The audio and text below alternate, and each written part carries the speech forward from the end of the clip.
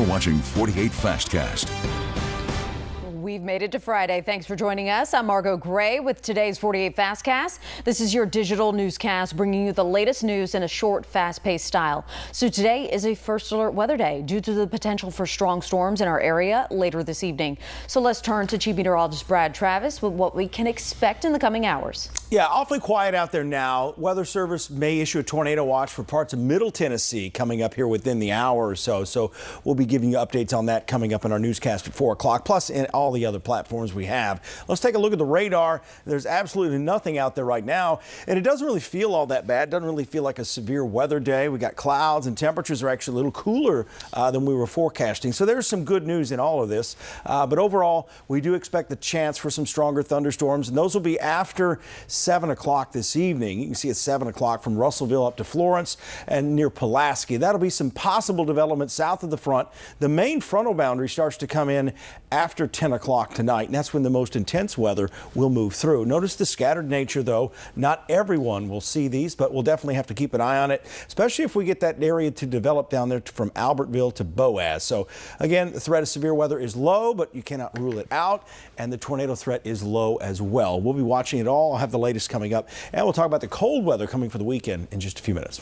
Well, a Lauderdale County judge is now a guilty man convicted on multiple charges for using county money for his own personal gain. WAFF 48's Aria Pons was in the courtroom when that verdict came down. This has just been an emotionally taxing trial all around. Even the jurors, some of them were crying as they walked out after handing down the verdict. And specifically for this county, it's been emotional. Judge Gil Self has worked here for decades and has been a circuit judge here at the Lauderdale County Courthouse since 2009. Now, if you look at your screen right now, you'll see video just moments after the verdict came down. Self is hugging his supporters and his family. Let me break down exactly what Self is facing now that a verdict has been given. The jury found him guilty with intentional use of his office for personal gain on 14 of the counts. The jury also believed he was guilty of making a false representation to auditors and of perjury. Those are felony charges. For one of the counts, the jury found he was guilty of non-intentional use of his office for personal gain, which was attached to the purchase of alcohol. That will be a misdemeanor. Then for only one count was Self found not guilty, and that was for the hiring of his son, which was a bulk of the nearly $150,000 used. I spoke with Self's attorneys who say they're disappointed with the outcome of the case. That was our Aria Pons reporting. We'll hear from her in our newscast coming up. But now former Judge Gil Self will be sentenced December 17th. Well, a Huntsville man is facing charges related to a child predator investigation. So the man on your screen, Taquavian Daniel, was arrested this morning after police say he allegedly received sexual explicit pictures from a 16-year-old all the way from Texas. Daniel then allegedly threatened to leak those photos unless he received more. That's sextortion. Police located him and charged him with sexual extortion and electronic solicitation of a child. Police say more charges are possible in this case.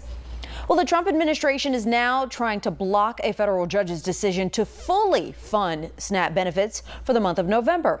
So this month's benefits were placed on pause due to the ongoing government shutdown, now in its 38th day. Yesterday, a judge gave the administration until the end of the day to pay those full benefits. Now the administration is trying to suspend any order requiring to spend more money than what was available in that contingency fund. 42 million Americans rely on SNAP benefits.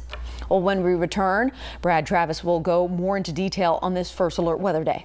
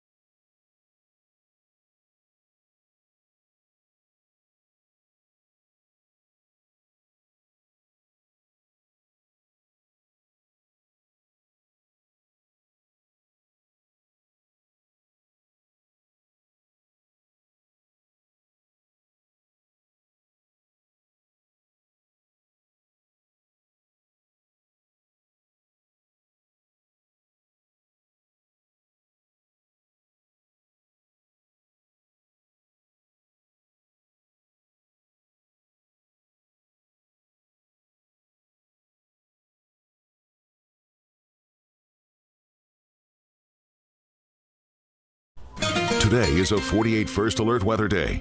Sponsored by Mr. Rooter Plumbing for all your emergency plumbing services.